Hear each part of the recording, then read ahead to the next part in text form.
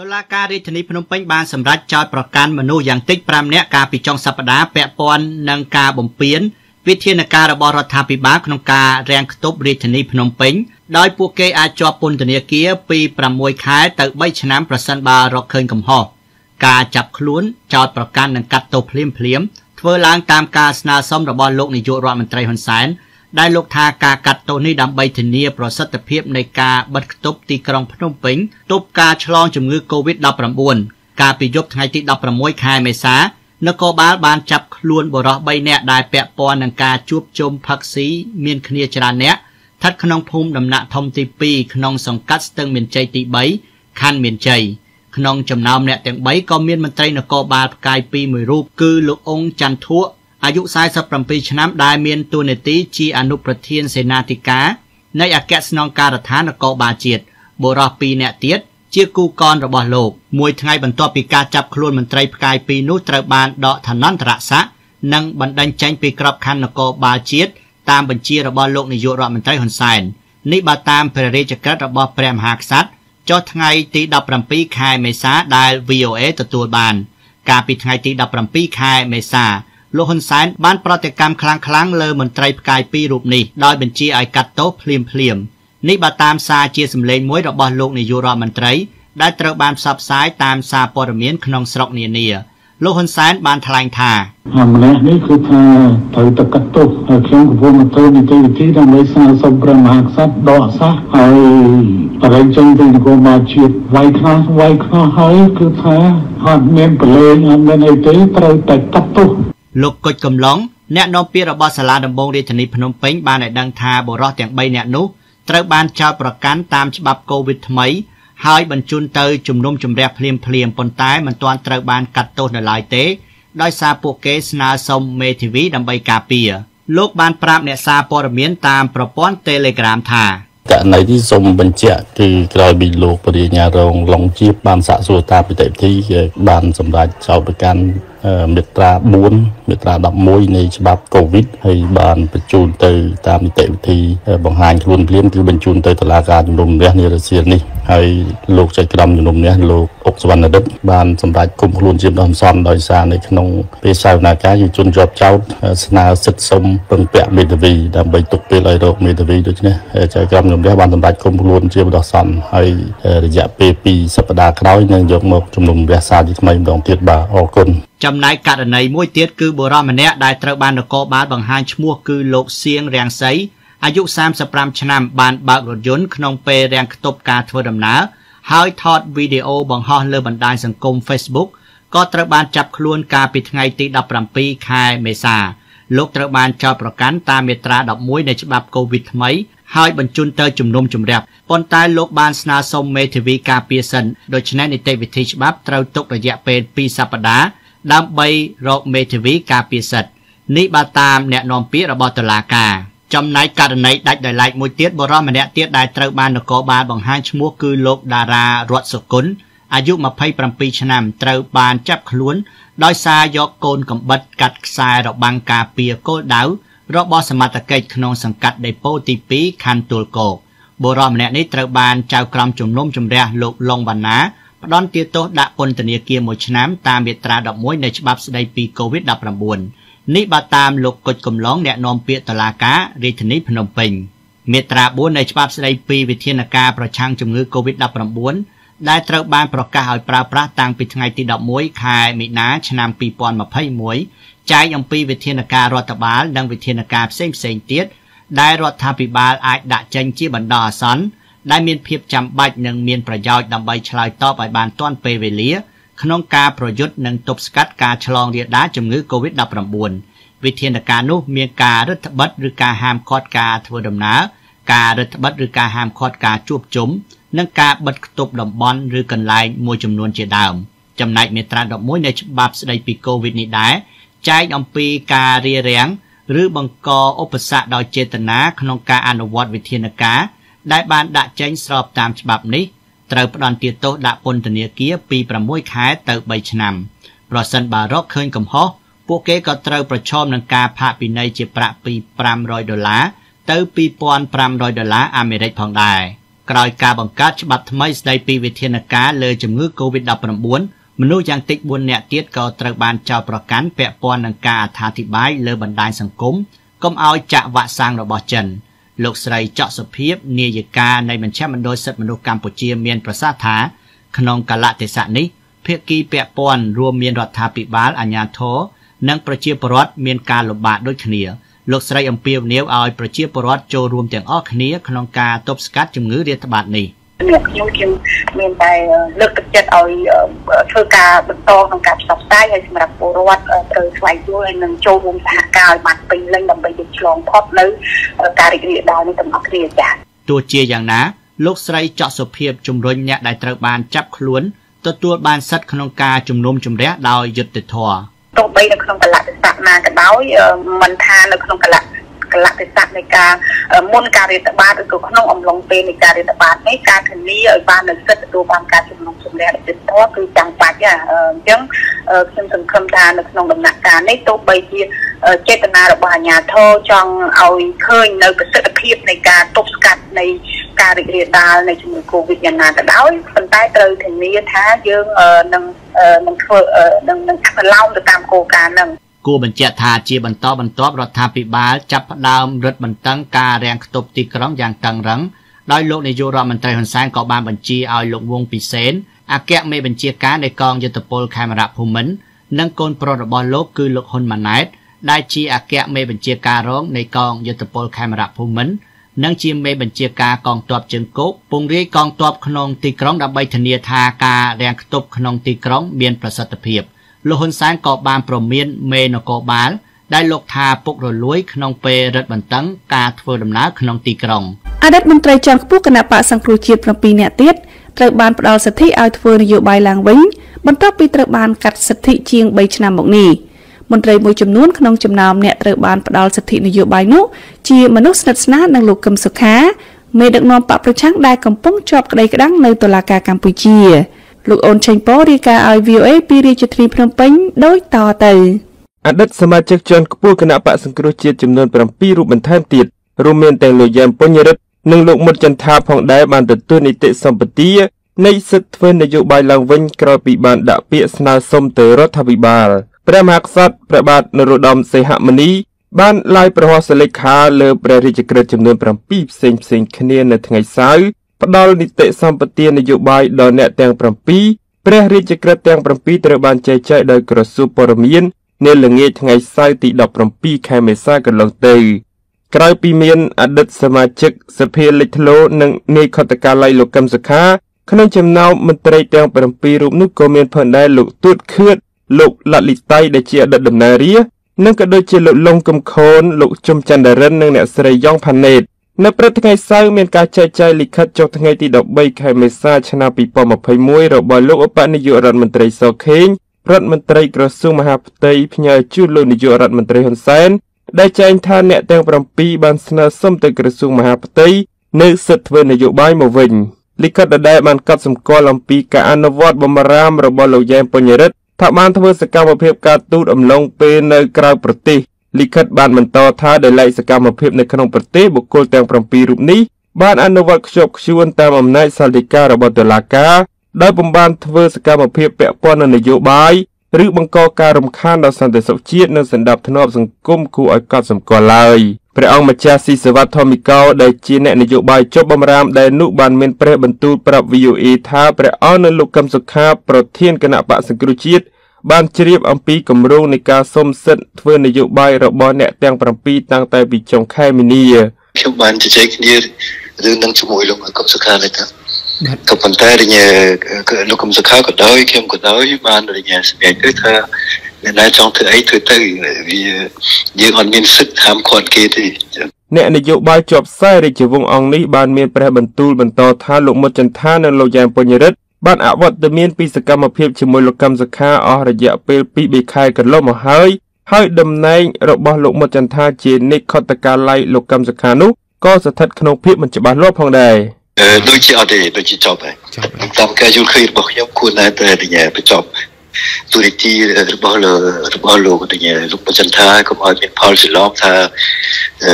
លោកបច្ចន្តាបានសុខសិទ្ធហើយនៅធ្វើការបញ្ជូនលោកកឹមសុខាទៅទៀតគឺតាមការយល់ឃើញរបស់ខ្ញុំណាគួរណាតែបញ្ចប់នឹងទូរីទីហ្នឹងហើយនឹងមើលទៅសម្បីខ្លួនសុំជប់ឯងទេអត់ចាំបាច់បញ្ចប់នឹងទូរីទីរបស់ខ្លួនឯងព្រះអង្គបានបន្តថាលោកមុតចន្ទថានិងលោកយ៉ាមពញ្ញរិទ្ធបានសម្រេចជាមួយគ្នាក្នុងការស្នើសុំសិទ្ធិនយោបាយនេះខណៈលោកឡាត់លីតៃនិងលោកទួតខឿតជាអ្នកស្និទ្ធនឹងលោកយ៉ាមពញ្ញរិទ្ធដែលមានមូលដ្ឋានគាំទ្រគណៈបក្សសង្គ្រោះជាតិនៅប្រទេសបារាំងទាំងលោកមុតចន្ទថានិងលោកយ៉ាមពញ្ញរិទ្ធជាមនុស្សចំណិតយូរឆ្នាំរបស់លោកកឹមសុខាហើយតាំងតែពីពេលលោកកឹមសុខាត្រូវបានដោះលែងពីការឃុំក្នុងផ្ទះនៃខែវិច្ឆិកាឆ្នាំ2019មកអ្នកទាំងពីរសកម្មនឹងឈរគៀកជាមួយលោកកឹមសុខាក្នុងសកម្មភាពការទូតផលនិងការតស៊ូក្តីរឿងសន្តិភាពដែលដំណើរការបានមួយរយៈខ្លីនៅដើមឆ្នាំ2020ផង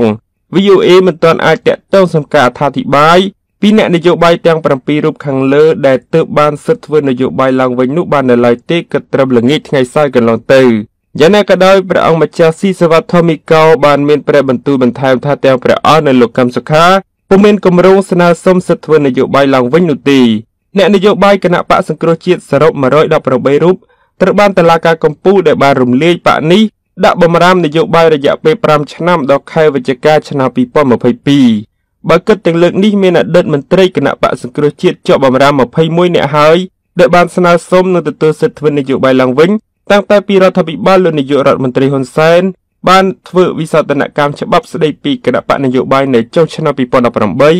ដើម្បីផ្ដល់លទ្ធភាពនិងយន្តការនៃការស្នើសុំនេះក្រោយពីការកែកុនច្បាប់គណៈបកនយោបាយម្ដងជា2ដងនៅឆ្នាំ2017ច្បាប់នេះត្រូវបានប្រើប្រាស់ជាមូលដ្ឋានក្នុងការរំលាយគណៈបកសង្គ្រោះជាតិដែលជាបកដៃគូប្រជែងយ៉ាងធំចម្បងនៃគណៈបកប្រជាជនកម្ពុជា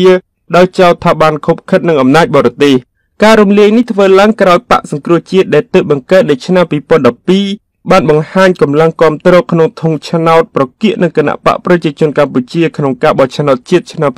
2013និងការបោះឆ្នោតឃុំសង្កាត់ឆ្នាំ2017ជាមួយនឹងអវត្តមានគណៈបកសង្គ្រោះជាតិពីលើសិលឹកឆ្នោតគណៈបកប្រជាជនកម្ពុជាបានឈ្នះការបោះឆ្នោតជាតិឆ្នាំ2018ដោយងាយស្រួលនិងក្រសពអាសនៈទាំងអស់125នៅរដ្ឋសភាក្រោយការសុំសិទ្ធិធ្វើនយោបាយអតីតមន្ត្រីគណៈបកសង្គ្រោះជាតិខ្លះបានងាកទៅបើកគណៈបកថ្មីរួមមានលោកជីវកតាបានទៅបើកគណៈបកខ្មែរស្រឡាញ់ជាតិនិងលោកអ៊ូចន្ទរតបានទៅបើកគណៈបកកែតម្រង់កម្ពុជាត្រៀមចូលរួមការបោះឆ្នោតឃុំសង្កាត់នាខែមិថុនាឆ្នាំ2022ខាងមុខលោកសុយារ៉ាអ្នកនាំពាក្យគណៈបកប្រជាជនកម្ពុជាបានលើកឡើងថាករណីអ្នកទាំង7ស្នើសុំសិទ្ធិធ្វើនយោបាយនោះគណៈបកកណ្ដាលអំណាចស្វាគមន៍ឲ្យលើកទឹកចិត្តឲ្យពួកគេអនុវត្តសេរីភាពនយោបាយដែលទើបទទួលបានជាថ្មីនេះតាមក្របខ័ណ្ឌច្បាប់តំណាងរាជមណ្ឌលព្រះវិហាររូបនេះបានប្រាប់ VOA ថាច្បាប់កម្ពុជាយើងចំហអញ្ចឹងដូច្នេះអ្វីដែលគាត់ទទួលបានហើយគឺគាត់អាចអនុវត្តសិទ្ធិសេរីភាពរបស់គាត់ថាគាត់ចូលបកណាឬគាត់បង្កើតបកថ្មីនឹងជាសិទ្ធិសេរីភាពរបស់គាត់បាទយ៉ាងណាក៏ដោយការចាក់ចេញរបស់មនុស្សចំណិតបង្កជាភាពមិនច្បាស់លាស់និងចំណោទលើអធិបុលគ្រប់គ្រងនយោបាយរបស់លោកកឹមសុខាលើមន្ត្រីដែលមានភក្តីភាពលោកយឹមស៊ីណុនអ្នកដឹកនាំចលនាពលករគាំទ្របកជំទាស់នៅប្រទេសកូរ៉េខាងត្បូងបានសរសេរជាសារលើទំព័រ Facebook របស់លោកដោយភ្ជាប់ជាមួយរូបថតលោកនិងលោកកឹមសុខានៅថ្ងៃសៅរ៍ដោយមានន័យដើមយ៉ាងដូចនេះថានាវាកាន់តែស្រាលទម្ងន់ក្រោយពេលមានមនុស្សចុះចេញជាបន្តបន្ទាប់ប៉ុន្តែឲ្យតែកាពីតេនម្នាក់នេះមិនព្រមចុះពីនាវាទៅបើកកូនម៉ារីនហើយនៅតែតស៊ូអត់ឃ្លាន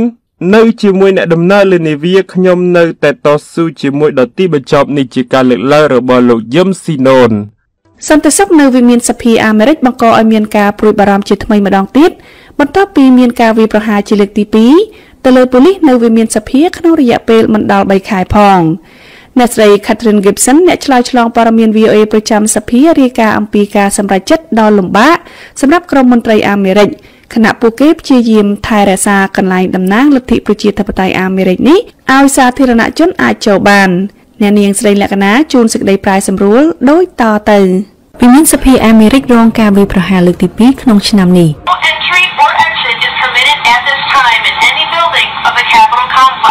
ប៉ូលីសនៅសភាលោក William Evans បានស្លាប់នៅពេលអ្នកវាយប្រហារបើករថយន្តបុករបាំងថ្មការពារដែលត្រូវបានសាងសង់ឡើងក្រោយការវាយប្រហារភេរវកម្មថ្ងៃទី11ខែកញ្ញាឆ្នាំ2001 លោក Rick Nelson សមាជិកជាន់ខ្ពស់នៃមជ្ឈមណ្ឌលយុទ្ធសាស្ត្រនិងសិក្សាអន្តរជាតិថ្លែងថា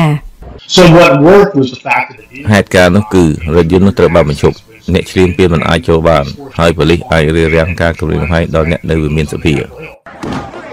ការវាយប្រហារនេះកើតឡើងមិនដល់3ខែផងក្រោយការវាយប្រហារដែលសម្លាប់ប៉ូលីសនៅវិមានសភាពេលកុបកម្មរបស់ក្រុមអ្នកគាំទ្រលោក Trump ព្យាយាមរារាំងមិនឲ្យសភាទទួលស្គាល់លោក Biden ជាប្រធានាធិបតីលោក Rick Nelson ថ្លែងថា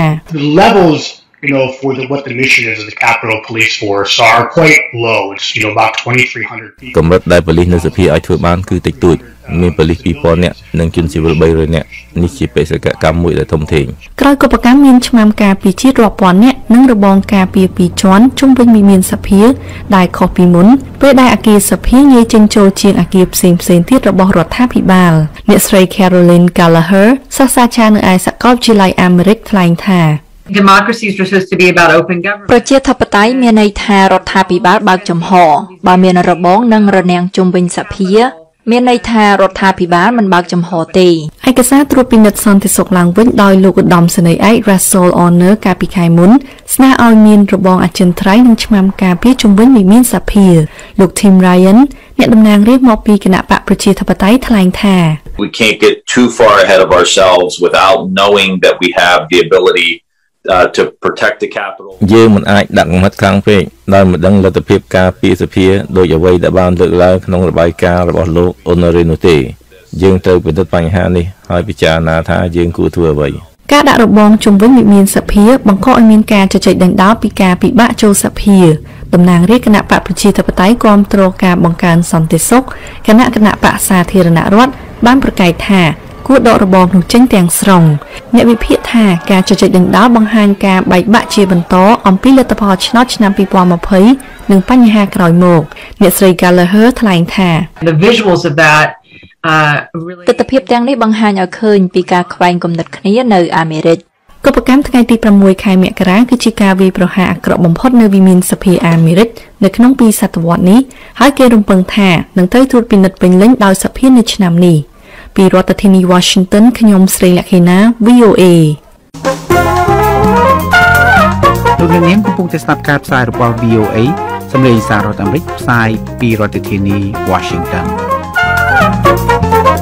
សាកសីជំនាញជាច្រើនបាននិយាយកាលពីសប្តាហ៍មុនថាអតីតមន្ត្រីប៉ូលីសស្បែកសម្នាក់ដែលត្រូវបានចាប់ប្រកាន់ទាក់ទងនឹងការស្លាប់របស់ជនជាតិអាមេរិកកាំងដើមកំណើតអាហ្វ្រិកគឺលោក George Floyd នោះបានប្រើកម្លាំងហួសប្រមាណនៅក្នុងការចាប់លោកMike O'Sullivan រាយការណ៍ពីទីក្រុង Los Angeles នៅសប្តាហ៍ទី2នៃការជំនុំជម្រះក្តីលោក Derek Chauvin អតីតប៉ូលីសក្រុង Minneapolis ដែលត្រូវបានចោទប្រកាន់ពីបទឃាតកម្មនិងការសម្លាប់លោក Floyd ដោយឥតគ្រោងទុកលោកប៉ាន់ស៊ីសវ៉ាន់ប្រែសម្រួលដូចតទៅអ្នកឯកទេសខាងសួតត្រូវបានប៉ូលីសសួរពីហេតុផលនៃមរណភាពលោក Floyd ពេលប៉ូលីសចាប់គាត់គេចោទថាលោក Floyd ចាយក្រដាស$20ក្លែងក្លាយលោក Martin Tobin អ្នកឯកទេសខាងរូបសួតថ្លែងថា Yes, Mr. Floyd died from a low level of លោក Floyd ស្លាប់ព្រោះអុកស៊ីហ្សែនទាបហើយវាប៉ះពាល់ដល់ខួរក្បាលគាត់អ្នកឯកទេសថាការថប់ដង្ហើមនាំឲ្យកាំងបេះដូងពេលសួរដេញដោលដោយមេធាវីរបស់លោក Chauvin អ្នកជំនាញក៏សវិច័យថាគ្រឿងញៀនក្នុងខ្លួនលោក Floyd ជាកត្តារួមចំណែកប៉ុន្តែមិនមែនជាកត្តាសម្រាប់គាត់ទេលោកស្រី Lindsay Thomas អ្នកជំនាញក៏សវិច័យថ្លែងថាក្នុងករណីនេះខ្ញុំជឿថាកត្តាចម្បងនៃការស្លាប់គឺថប់ដង្ហើមឬអុកស៊ីហ្សែនទាប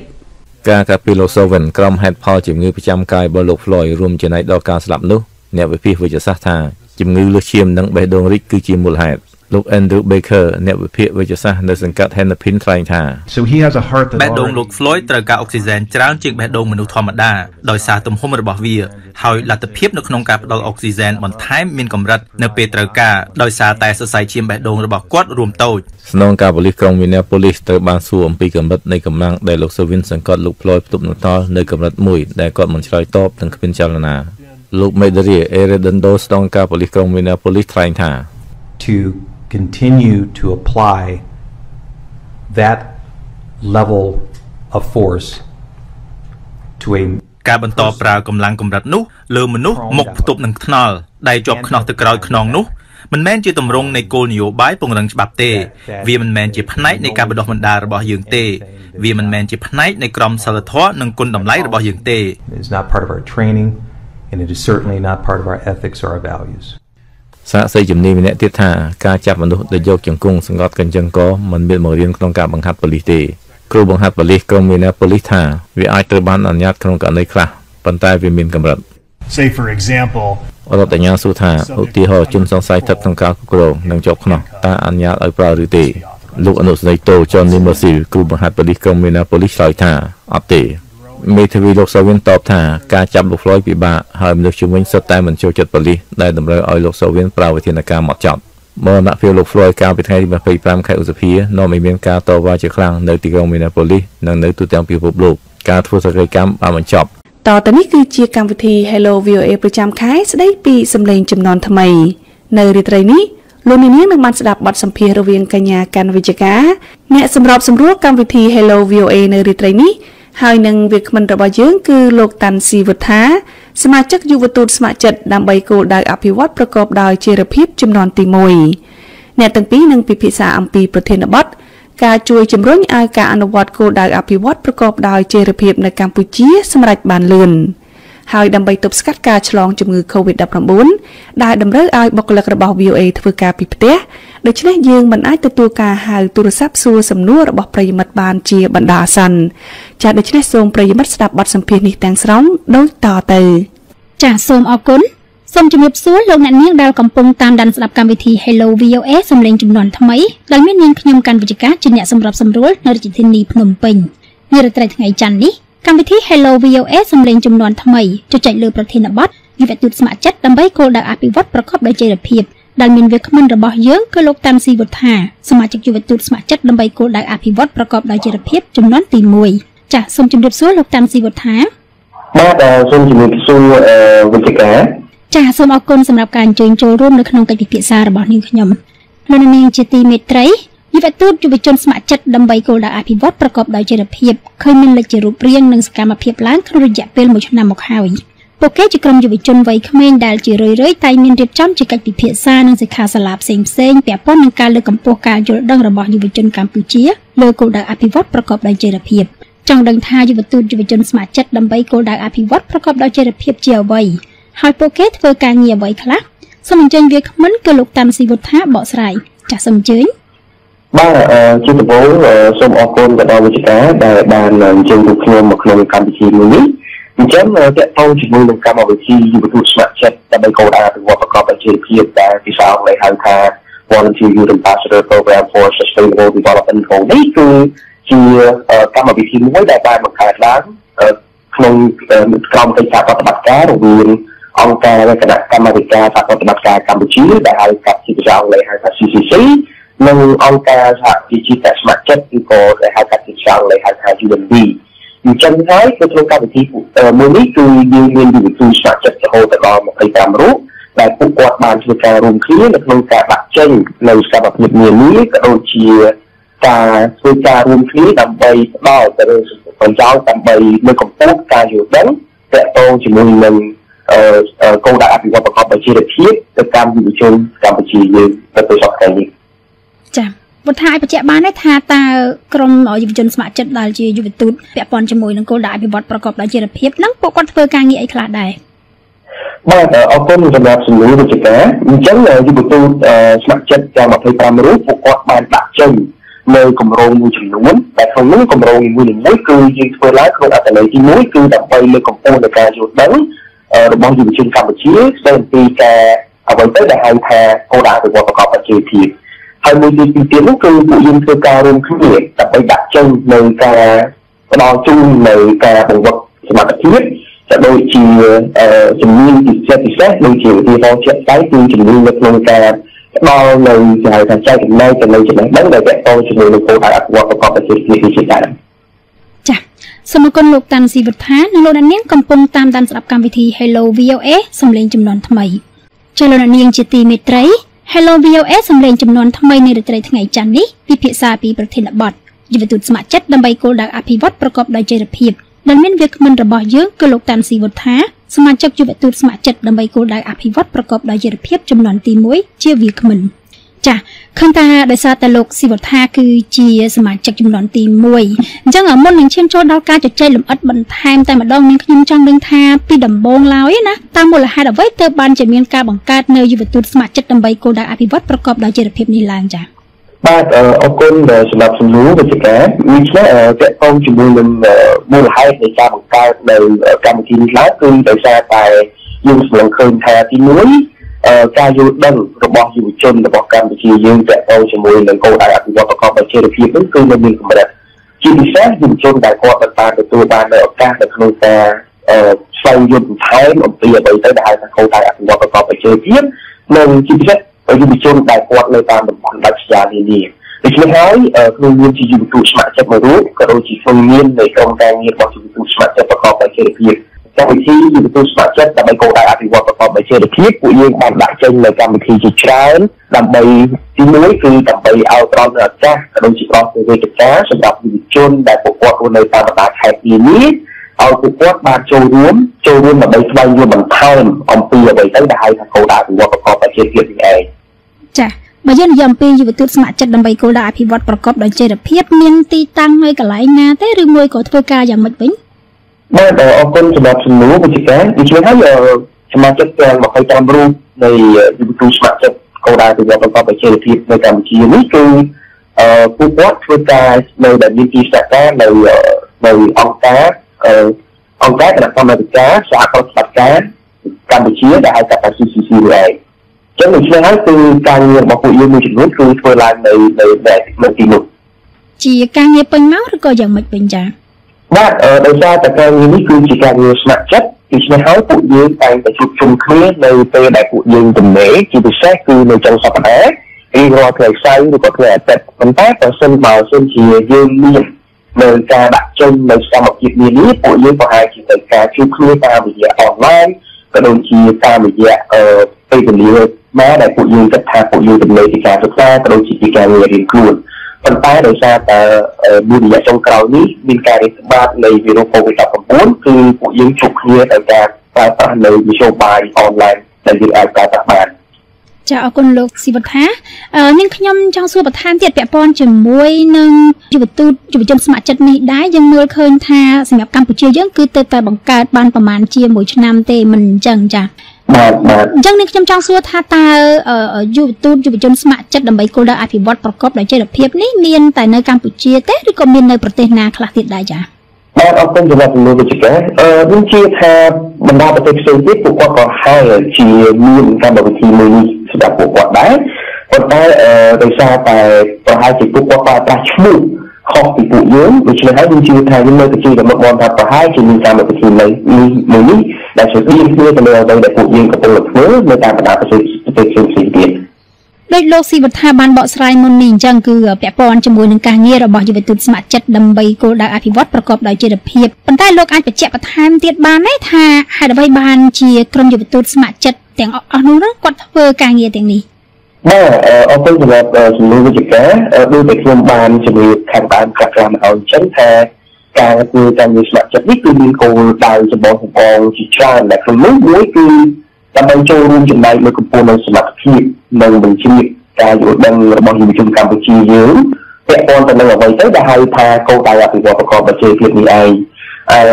មួយទៀតគឺយើងធ្វើឡើងនេះដោយការប្រើប្រាស់នៅសកម្មភាពជាច្រើនដែលក្នុងនោះគឺខ្ញុំលើកយកឧទាហរណ៍មួយគឺការប្រកួតជាការសរសេរសំឡេងជាភាសាខ្មែរឬក៏ជាភាសាអង់គ្លេសនិងការបង្កើតនៅវគ្គបណ្ដុះបណ្ដាលក៏ដូចជាសិក្ខាសាលានានាដើម្បីផ្ដល់ជាឱកាសដល់យុវជនដើម្បីពួកគាត់ចូលរួមស្វែងយល់បន្ថែមអំពីអ្វីទៅដែលហៅថាគោលដៅអភិវឌ្ឍប្រកបដោយចីរភាពនេះឯងចំណុចមួយទៀតនោះគឺដើម្បីចូលរួមផ្សព្វផ្សាយនៅអត្ថប្រយោជន៍នៃការធ្វើការងារស្ម័គ្រចិត្តពីព្រោះថាការធ្វើការងារស្ម័គ្រចិត្តមួយនេះគឺមិនមែនប្រតែប្រយោជន៍សម្រាប់អ្នកដែលគាត់ចូលរួមធ្វើទេគឺវាក៏បានផ្ដល់ជាប្រយោជន៍ទៅកាន់សង្គមជាតិដើម្បីចូលរួមគឺដើម្បីដោះស្រាយនៅបញ្ហានៅក្នុងសង្គមមួយចំនួនផងដែរបាទ ចាឃើញថាការងាររបស់យុវទូតស្ម័គ្រចិត្តដើម្បីគោលដៅអភិវឌ្ឍប្រកបដោយចីរភាពហ្នឹងតាមពុទ្ធាលើកឡើងហ្នឹងគឺមានរយៈពេលជាង1ឆ្នាំហើយមិនអញ្ចឹងពុទ្ធាមើលថាតើនៅពេលដែល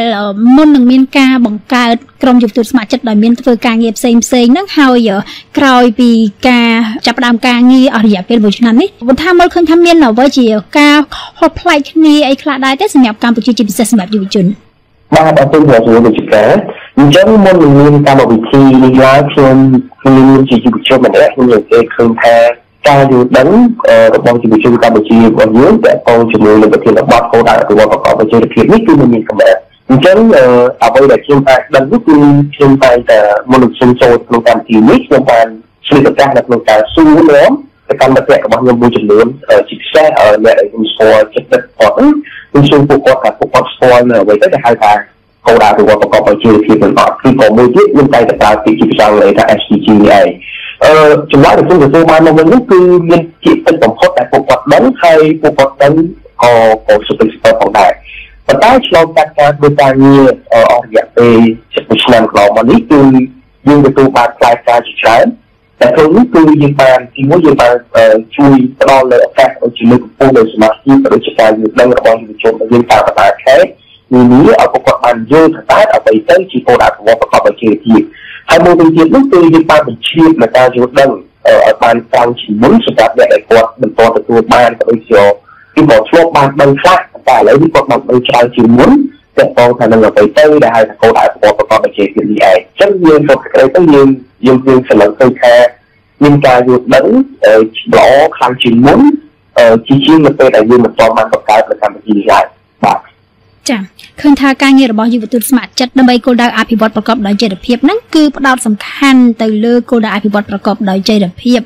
វាថាអាចបញ្ជាក់បន្តិចបានទេថាតើមូលហេតុអីបានជាគោលដៅទាំងអស់នេះមានសារៈសំខាន់បាទអរគុណវិជ្ជាការទៅគោលដៅអភិវឌ្ឍប្រកបដោយចីរភាពនេះគឺជាគេហៅថាជាគម្រោងមួយដ៏ល្អ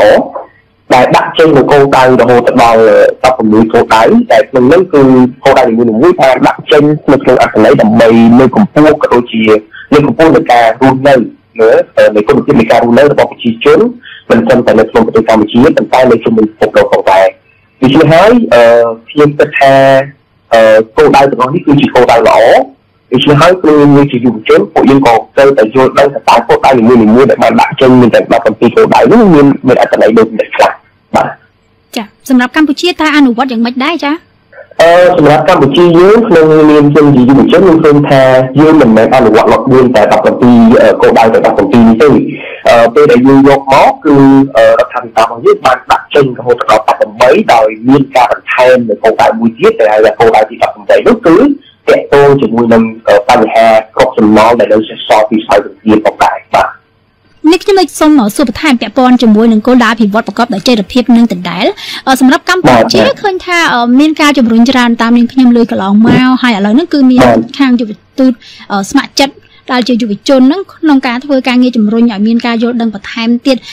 សម្រាប់ការអនុវត្តរបស់កម្ពុជាយើងមើលឃើញថាតើជាគោលដៅតែម្ដងណាតើគេកំណត់ក្នុងការសម្រេចបាននៅឆ្នាំណាហើយសម្រាប់ស៊ីវថាមើលឃើញថាកម្ពុជាយើងហ្នឹងអនុវត្តបានប្រមាណភាគរយឬមួយក៏គិតថាតើនៅក្នុងឆ្នាំដែលគេកំណត់សម្រាប់ឲ្យសម្រេចតែម្ដងហ្នឹងកម្ពុជាអាចនឹងសម្រេចទៅដល់ទេបាទអរគុណសម្រាប់ចំនួននេះខ្ញុំជឿថាមិនមែនគ្រាន់តែប្រទេសកម្ពុជាគឺបណ្ដាប្រទេសផ្សេងៗទៀតពួកគាត់បានដាក់ចេញនៅគោលដៅក៏ដូចជាគោលនយោបាយដើម្បីសម្របទៅតាមអ្វីទៅដែលជាបានដាក់ចេញនៅក្នុងគោលដៅអភិវឌ្ឍប្រកបដោយចីរភាព17នេះឯងប៉ុន្តែជាដំបូងឡើយគឺប្រទេសមួយបានតាំងចិត្តនៅក្នុងការអនុវត្តឲ្យបាននៅគោលដៅណាមួយជាក់លាក់ឲ្យបានតាមឆ្នាំ2025ប៉ុន្តែដោយដែលវិជ្ជាការក៏ដូចជាអ្នកផ្សេងទៀតក៏បានដឹងហើយថាបច្ចុប្បន្ននេះប្រទេសមួយជុំវិញសកលលោកកំពុងតែជួបប្រទះទៅនឹងការរាតត្បាតនៃវីរុស COVID-19 ដូច្នេះនេះបានក្លាយជាឧបសគ្គមួយនៅក្នុងការគេហៅថាធ្វើសកម្មភាពក៏ដូចជាការជំរុញឲ្យថ្នាក់ដឹកនាំនៃបណ្ដាប្រទេសមួយនេះពួកគាត់សម្រាប់ឲ្យបានចំការបរិយាកាសឆ្នាំ2025អញ្ចឹងបើតាមអ្វីដែលខ្ញុំកំពុងមើលឃើញគឺពួកយើងប្រហែលជាត្រូវការពេលច្រើនជាងនេះអាចថាលើកពីលើកពីអ្វីដែលបានដាក់ចេញពីដំបូងអាចថាយើងអាចពន្យាឬក៏ យើងអាចបន្តទៅមុខទៀតក្នុងរយៈពេលណាមួយជាក់លាក់បន្ទាប់ពីយើងត្រូវបានគេហៅថាបានដោះស្រាយនៅបញ្ហាដែលយើងកំពុងប្រឈមមុខជាមួយយើងតទៅនេះគឺបញ្ហាពីកូវីដ -19 នេះឯងអញ្ចឹងបើតាមពីរបស់ខ្ញុំគឺខ្ញុំជឿថាពួកយើងនឹងត្រូវការពេលច្រើនជាងនេះច្រើនជាង2025ឬក៏អាចថាច្រើនជាងឆ្នាំ2030ទៀតដើម្បីសម្រេចបាននៅគោលដៅរបស់នេះបាទចាអរគុណច្រើនស៊ីវុធាពាក់ព័ន្ធជាមួយនឹងការធ្វើការងាររបស់ក្រមយុវទូតស្ម័គ្រចិត្តវិញយើងមើលឃើញថាកន្លងមកមានបញ្ហាប្រឈមអ្វីខ្លះទេនៅក្នុងការអនុវត្តការងាររបស់ក្រមយុវទូតស្ម័គ្រចិត្តដើម្បីគោលដៅអភិវឌ្ឍប្រកបដោយចីរភាពនេះបាទអរគុណសម្រាប់សំណួរវិជ្ជាការអញ្ចឹងតើតើជាមួយនឹងឧបសគ្គគឺច្បាស់ណាស់អ្វីដែលបាននិយាយខាងដើមនេះគឺបញ្ហាការរៀបចំនៃវីរុស COVID-19 តាមដែលខ្ញុំចាំពេលដែលខ្ញុំចូលរួមនៅកម្មវិធីដំបូងគឺពេលនោះការរៀបចំគឺមិនទាន់ជាគេហៅថាធំធ្ងន់ដល់ឡើយទេដូច្នេះកម្មវិធីដែលយើងធ្វើយើងបានដាក់ចេញនោះគឺយើងអាចធ្វើដោយការមានការជួបជុំផ្ទាល់ការចុះទៅតាមបណ្ដាខែជាលក្ខណៈគេហៅថាការទៅដល់សហគមន៍ដើម្បីព្យាយាមផ្ដល់នូវឱកាសក៏ដូចជាចូលរួមកិច្ចទីនៃការចូលរួមជាកងនៃការចូលរួមរបស់យុវជនរបស់យើងនៅតាមបណ្ដាខេត្តប៉ុន្តែជាអកុសលដោយសារតែមានការរីករាលដាលនៃវីរុស COVID-19 កម្មវិធីរបស់យើងមួយចំនួននៅរយៈពេលចុងក្រោយមុនតែខ្ញុំបញ្ចប់អាណត្តិជាយុវជនស្ម័គ្រចិត្តនោះគឺយើងបានផ្លាស់ប្ដូរពីការជួបជុំផ្ទាល់មកធ្វើជាកម្មវិធីមួយចំនួនដែលដាក់ចេញតាមរបៀបការប្រើប្រាស់អនឡាញឧទាហរណ៍ជាក់ស្ដែងដូចជាពីមុនគឺយើងធ្លាប់មាននៅគេហៅថាសិក្ខាសាលាមាននេះដើម្បីគឺលោកដែលយើងបានជួយជាវាគ្មិនកិត្តិយសដែលគាត់បានធ្វើការទៅលើវិស័យមួយនៃគោលដៅរបស់ប្រកបដោយចីរភាពនេះគឺពួកយើងបានជួយពួកគាត់ចូលរួមនៅក្នុងការបកស្រាយទៅជាបញ្ចេញអំពីច្បល់ទៅកាន់អ្នកចូលរួមរបស់យើងយុវជនជាដើមប៉ុន្តែដល់ពេលក្រោយមកគឺពួកយើងមិនអាចធ្វើការគិតនេះបានយើងត្រូវកែប្រែនៅអ្វីដែលយើងមានគឺជាការកែពីការជួបជុំផ្ទាល់មកធ្វើជាលក្ខណៈអនឡាញសូម្បីតែសិក្ខាសាលាតែពីយើងក៏ធ្វើជាលក្ខណៈមានការជួបជុំក៏យើងត្រូវផ្លាស់ប្ដូរមកធ្វើជាសិក្ខាសាលាតាមបែបអនឡាញតាមបែបជា webinar អីជាដើមដូច្នេះហើយគឺវាគឺជាឧបសគ្គមួយដ៏ធំប៉ុន្តែក៏យើងបានព្យាយាមជំនះក្នុងឧបសគ្គមួយនេះផងដែរដោយការដាក់ចេញនៅដំណោះស្រាយមួយចំនួនដូចដែលយើងបាននិយាយខាងដើមទៅតាមវិទ្យាចឹងដែរបាទចាអរគុណលោកតាមស៊ីវុធា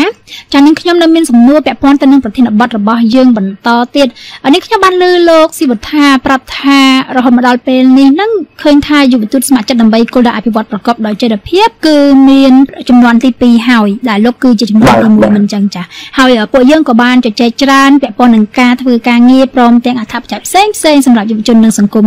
នេះខ្ញុំចង់ដឹងថាតើធ្វើយ៉ាងណាទើបបានជាយុវជនអាចចូលជាសមាជិកយុវទូតស្ម័គ្រចិត្តដើម្បីគោលដៅអភិវឌ្ឍប្រកបដោយចីរភាពបានបាទអរគុណសម្រាប់សំណួរដ៏ល្អមួយនេះវិជ្ជាការ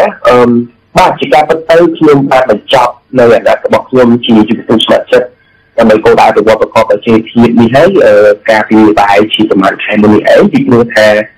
ពួកយើងម្នាក់សិក្សាមានមិនได้ពីខ្លួនឬក៏ហៅថាមាននៅរយៈពេលធ្វើការរបស់ខ្លួនគឺរយៈពេល1ឆ្នាំដូច្នេះហើយពួកយើងបានបញ្ចប់ហើយឥឡូវនេះពួកយើងបានទទួលយកនៅក្រុមការងារចំនួនថ្មីគឺក៏ចំនួនទី2តែក្នុងនោះគឺយើងមាន25រូបគ្នាអញ្ចឹងដើម្បីខ្សែទៅជាយុវជនស្ម័គ្រចិត្តគឺ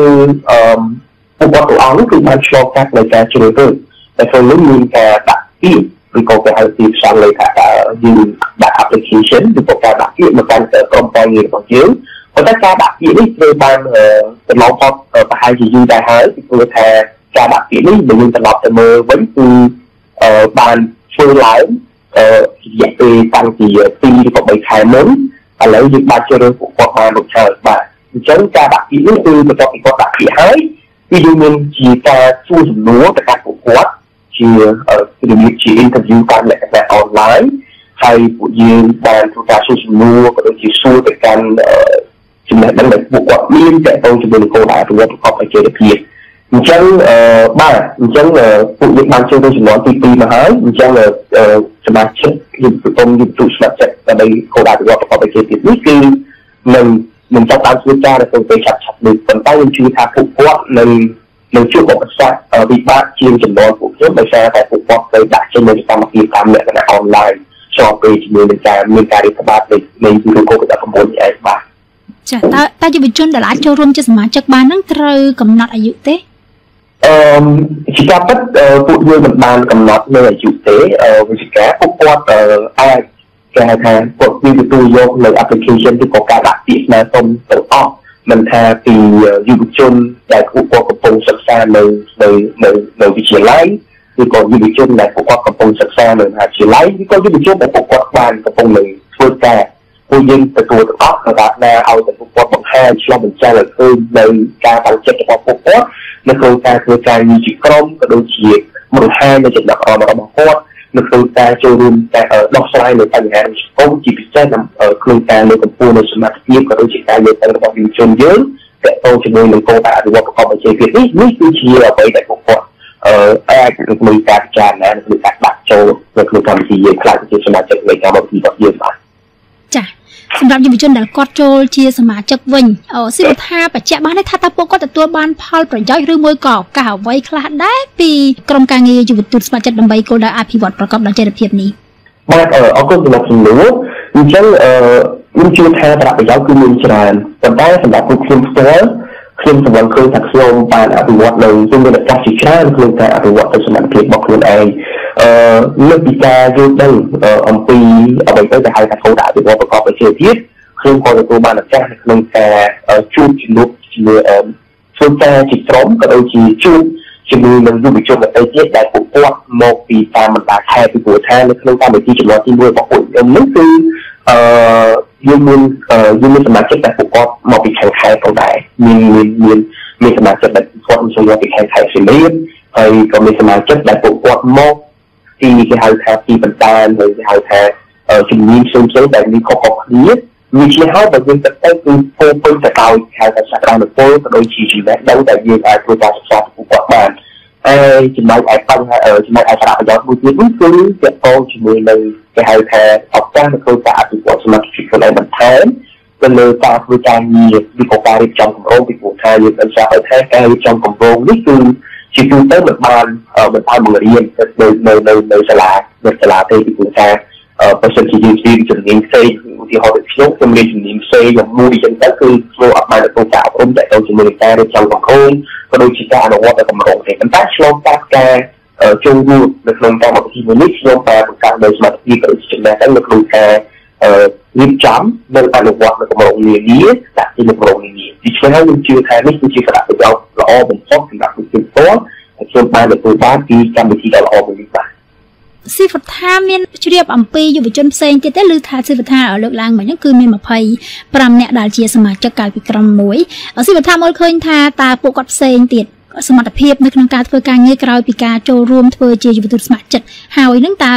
មានភាពប្រសើរឡើងយ៉ាងម៉េចខ្លះដែរព្រោះមិញស៊ីវថាលើកឡើងពីខ្លួនឯងឲ្យឃើញថាមានការអភិវឌ្ឍច្រើនហើយរួមជាមួយនឹងការពង្រឹងចំណេះដឹងហ្នឹងក៏មានច្រើនដែរចុះសម្រាប់សមាជិកផ្សេងទៀតស៊ីវថាមើលឃើញពួកគាត់យ៉ាងម៉េចដែរបាទអរគុណចំពោះវិជ្ជាសម្រាប់សមាជិកផ្សេងទៀតខ្ញុំសម្គាល់ឃើញថាពួកគាត់ចាប់ផ្ដើមមានភាពស្វាហាប់នៅក្នុងការនិយាយក៏ដូចជាក្នុងការបង្ហាញនៅចំណាប់អារម្មណ៍របស់គាត់ក៏ដូចជាការផ្ដល់នៅមតិយោបល់ទៅលើបញ្ហានានាទាំងតែដូច្នេះហើយគឺនេះគឺជាអ្វីដែលយើងជឿថាចំណែកឯចំណុចមួយទៀតគឺសមត្ថភាពរបស់គាត់យើងឃើញថាគាត់ចាប់ផ្ដើមទទួលយកនៅអ្វីទៅដែលហៅថាការធ្វើការងារជាក្រុមគាត់ទទួលយកនៅអ្វីទៅដែលហៅថាការធ្វើការងារស្ម័គ្រចិត្តពីព្រោះថាការធ្វើការងារស្ម័គ្រចិត្តវាខុសប្លែកពីការធ្វើការងារផ្សេងៗទៀតដោយសារតែការងារស្ម័គ្រចិត្តគឺមិនទទួលបានកម្រៃអញ្ចឹងគាត់ចាប់ផ្ដើមឆ្លងនៅការងារស្ម័គ្រចិត្តខ្លាំងជាងពេលមុនដោយសារតែគាត់សម្លឹងឃើញថាការងារស្ម័គ្រចិត្តគឺផ្ដល់ទៅដល់សារៈប្រយោជន៍ក៏ដូចជាចូលរួមដោះស្រាយនៅបញ្ហានានាបានច្រើនដូច្នេះហើយគាត់ចាប់ផ្ដើមយល់ថាការងារស្ម័គ្រចិត្តមិនមែនបញ្ចប់ត្រឹមប៉ុណ្្នេះទេគឺគាត់បន្ទាប់ពីចប់នៅកម្មវិធីចប់នឹងមានជាយុវជនស្ម័គ្រចិត្តនេះហើយគាត់នឹងបន្តកម្មវិធីរបស់គាត់ទៅមុខទៀតដើម្បីចូលរួមចំណែកអភិវឌ្ឍនៅចំណុចដែលគាត់អាចគិតថាជាចំណុចដែលគាត់ចាប់អារម្មណ៍នៅក្នុងប្រទេសកម្ពុជារបស់យើងបាទចា៎តើជាចុងក្រោយលោកស៊ីវថាមានអ្វីបន្ថែមទេពាក់ព័ន្ធជាមួយនឹងប្រធានបទរបស់យើងចា៎បាទអរគុណវិជ្ជាការអញ្ចឹងមុននឹងខ្ញុំផ្ដល់ជា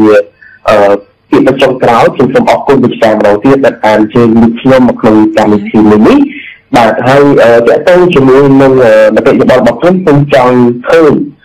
ចង់ឲ្យយុវជនកម្ពុជារបស់យើងពួកគាត់ចូលរួមយ៉ាងសកម្មនៅក្នុងការធ្វើការងារស្ម័គ្រចិត្តពីព្រោះថាយើងសម្រាប់ឃើញថាការធ្វើការងារស្ម័គ្រចិត្តមិនត្រឹមតែជួយអភិវឌ្ឍនៅសមត្ថភាព ក៏ដូចជាការយល់ដឹងរបស់អ្នកដែលគាត់ធ្វើការងារស្ម័គ្រចិត្តនេះប៉ុណ្ណោះទេប៉ុន្តែវាក៏បានជួយនៅក្នុងការផ្ដល់នូវដំណោះស្រាយក៏ដូចជាការលើកកម្ពស់នូវសមត្ថភាពនៃការយល់ដឹងរបស់អ្នកដទៃទៀតដែលគាត់មិនបានចូលរួមហើយក៏អាចជួយលើកទឹកចិត្តឲ្យពួកគាត់ចូលរួមយ៉ាងសកម្មក្នុងកម្មវិធីឬក៏ការងារស្ម័គ្រចិត្តណាមួយផងដែរអញ្ចឹងខ្ញុំនៅតែទទួលសូមឲ្យតែចង់ឃើញនៅការចូលរួមរបស់វិទ្យាករជាយើងមិនថាគាត់ជាសិស្សនៅវិទ្យាល័យឬក៏និស្សិតដែលវិទ្យាល័យចង់ឃើញពួកគាត់ចូលរួមនៅក្នុងការធ្វើការងារស្ម័គ្រចិត្តនេះឲ្យបានច្រើនដើម្បីដើម្បីផ្ដល់នូវឱកាសទៅកាន់អ្នកដទៃទៀតដែលពួកគាត់មិនទាន់បានចូលរួមមិនទាន់បានដឹងមិនទាន់បានស្វែងយល់អំពីអ្វីទៅដែលហៅថាជាការងារស្ម័គ្រចិត្តបាទចា៎នេះខ្ញុំសូមអរគុណលោកតាន់ស៊ីវុធាសមាជិកយុវទូតស្ម័គ្រចិត្តដើម្បីគោលដៅអភិវឌ្ឍប្រកបដោយចីរភាពចំនួនទី1ដែលបានបកស្រាយយ៉ាងក្បោះក្បាយក្នុងកម្មវិធី Hello VOA សម្លេងចំនួនថ្មីពាក់ព័ន្ធនឹងប្រធានបទយុវទូតស្ម័គ្រចិត្តដើម្បីគោលដៅអភិវឌ្ឍប្រកបដោយចីរភាពនាងខ្ញុំក៏សូមអរគុណប្រិយមិត្តអ្នកតាមដានស្ដាប់ទាំងអស់ហើយបើមានកំហុសឆ្គងដោយអចេតនាណាមួយនាងខ្ញុំនឹងវាគ្មិនសូមខន្តីអភ័យទោសពីប្រិយមិត្តសម្រាប់ពេលនេះនាងខ្ញុំសូមជម្រាបលានិងសូមជូនកម្មវិធីបន្តទៅសហការីក្នុងបន្ទប់ផ្សាយនៅរដ្ឋធានី Washington